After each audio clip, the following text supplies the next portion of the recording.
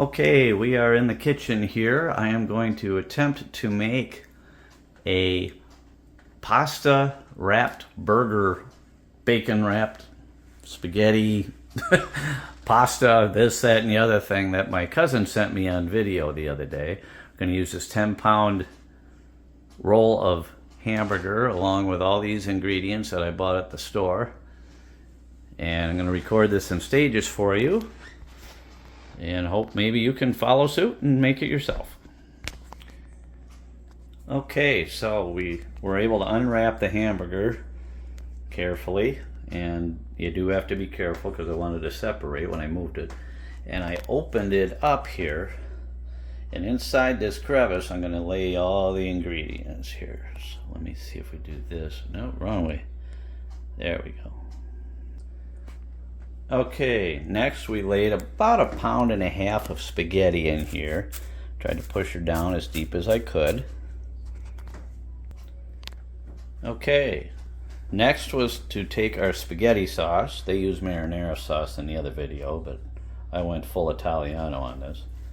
Put that over the pasta, and then next I'm going to layer it with mozzarella cheese. Okay, so we got our fresh cut mozzarella and layered it above the sauce, and then we threw some basil on it. Now I know the other video had basil leaves. My store was out of them, and I wasn't running all over town looking for them, so I just bought a cheaper shaker of basil. Just wanted to put it on lightly, don't want to overpower it. Okay, the next step was putting Parmesan, shredded Parmesan or grated Parmesan, over the top of all this. And then I am going to close it now, so bear with me. Okay, well, I did my dead level best. It's quite the mess when you try to wrap all that up. Here it is all wrapped up, and next I believe I have to put barbecue sauce, layer it and seal it with it, believe it or not. Yes, pasta with barbecue sauce. Don't judge. Okay, so I took some Sweet Baby Ray's and I put it like that. Now I'm going to rub it around with a brush. And yes, we do use utensils like brushes and gloves because the man in the other video did. Okay, we see now how pretty this is with the Sweet Baby Ray's sauce all over it. The next thing is to put a bunch of barbecue seasoning over the top along with salt and pepper. So we're going to do that right now. Okay, we have our rub on. And now, believe it or not, the next thing is to take our thick cut center bacon and wrap this bad boy in bacon. Okay, so there's what we used. There is the beauty wrapped in bacon.